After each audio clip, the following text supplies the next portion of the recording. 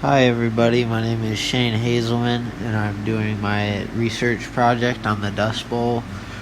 I'm going to split it up into three parts, basically the pre-Dust Bowl, during the Dust Bowl, and the aftermath of the Dust Bowl. So this is the Great Plains. The area most affected by the Dust Bowl is the panhandle there of Oklahoma and Texas. The surrounding area also had Kansas, Colorado, and New Mexico. Before the Dust Bowl, this was all flat land with grass, buffalo grass, and grazing buffalo. The area had very little rainfall to begin with. The buffalo grass held in moisture in the soil quite well, but people during this time didn't actually believe that. They thought that by uprooting the grass and planting wheat, it allowed the rain to penetrate the soil much better, but this eventually caused the Dust Bowl. We began to farm the Great Plains in the late 1800s, around 1890. There's a good film on PBS called The Dust Bowl by Ken Burns, and he calls it the Great Plow Up, which I think is a good name. Wheat was the crop of choice for most everybody during this time. It was very lucrative, especially during World War I when German blockaded the Russian wheat for the Allies, and the U.S. took up the reins to feed them. They quoted, "Wheat will win the war." In the 1920s, we moved to turn agriculture into an industrial business.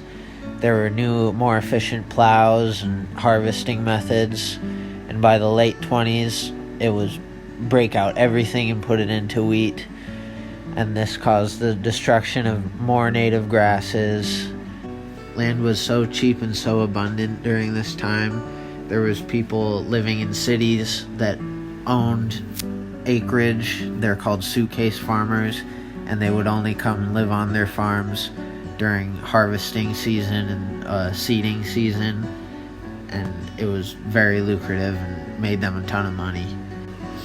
As a result of over-farming the area and a drought in the 1930s, according to Richard Hornbeck in his article, The Enduring Impact of the American Dust Bowl, Short and Long-Run Adjustments to Environmental Catastrophe, he says, the plains experienced severe drought during the 1930s, particularly in 1934 and 1936, which led to widespread crop failure.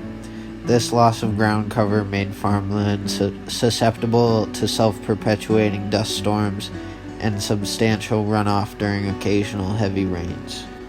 So the topsoil being overturned by plows and the wind erosion caused dust storms nearly 2 miles high. And there were two kinds of people living during this time period. There were the farmers that were gamblers and just wanted to wait out the storms and hope for a new wet season. And there was people that got out of there and headed usually to California. They were called Okies. Named after the area they came from, Oklahoma, these Okies, according to our book, found work as cheap farmhands in the San Joaquin and Imperial Valley districts, earning a reputation as poor white trash.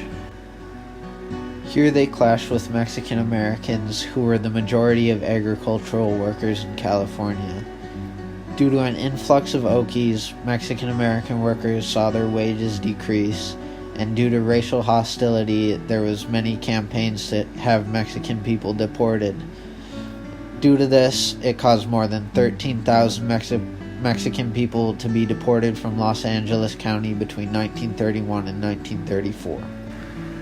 So what did these people endure during the Dust Bowl years? According to livinghistoryfarm.org, in an article by Bill Gansel, he says there were 14 storms in 1932 and 38 recorded storms in 1933. In 1934, 100 million acres of farmland lost most, if not all, of its topsoil from wind erosion. The site uses a good quote from Avis D. Carlson, a freelancer writer who lived in Kansas during the Dust Bowl years.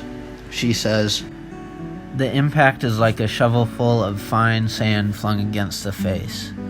People caught in their own yards grope for the doorstep.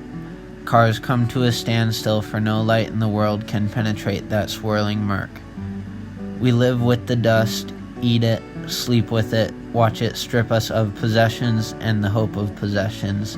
It is becoming real. The Dust Bowl got its name after one particularly harsh storm on April 14th, 1935, that was called Black Sunday. Richard Hornbeck, author of the enduring impact of the American Dust Bowl, says, "One such storm blanketed East Coast cities in a haze.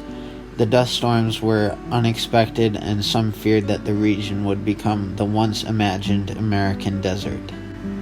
I want to quick talk about how this affected animals, particularly cattle and jackrabbits, as I think there's a few interesting developments regarding their populations during this time. Unlike chickens, people couldn't bring their cattle inside to shelter them from the harsh winds.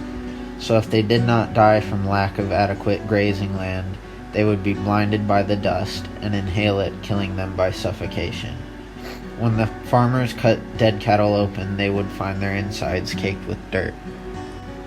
Just something I found interesting is when tumbleweeds hit barbed wire fences during this time, sand would get stuck in the barbed wire fence, and it eventually created mounds that cattle could just jump right over or walk right over even, and it resulted in many people losing their cows.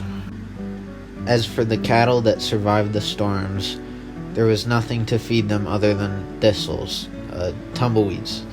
In an attempt to stabilize the beef prices, the government paid farmers to relieve them of their stock, $16 per healthy cow and $1 per sick one. Needless to say, there were a lot of sick animals that they drove into a ditch and shot because they weren't edible nor sustainable to keep alive. The jackrabbit population exploded because farmers killed their natural predators, the coyotes, and they would eat everything green, including surviving gardens and even bark off fence posts. Residents would hold rabbit drives where thousands of people would gather in a semicircle and flush the rabbits out. Men, women, children, and dogs would then kill the rabbits, usually by clubbing them, and put them into a big pile.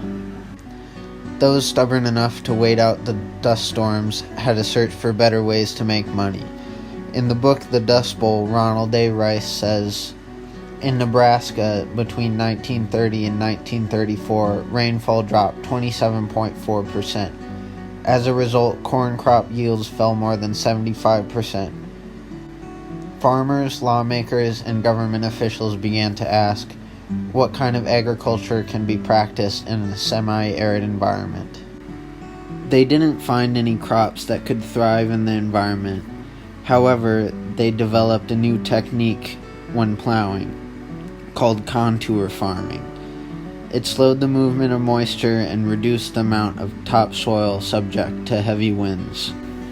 Douglas Hurt, a professor of history at Purdue University and an agricultural historian, says, "A Texas farmer north of Amarillo proved the benefits of contouring when he raised 160 acres of feed on plowed land. No one else in his neighborhood had contoured their land, and no other feed grew." To fight the economic and environmental effects of the Dust Bowl, people received relief from the government in forms of loans, and they also encouraged the planting of non-soil depleting crops.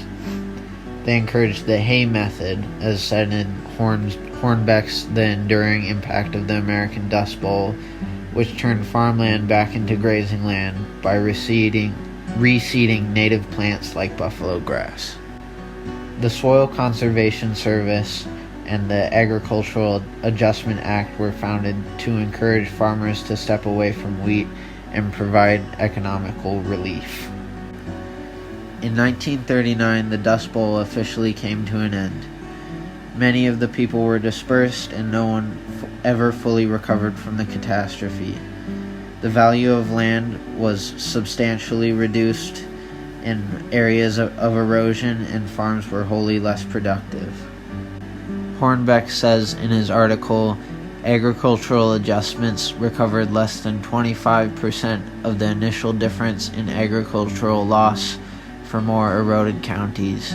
The economy adjusted predominantly through large relative population declines in more eroded counties, both during the 1930s and through the 1950s.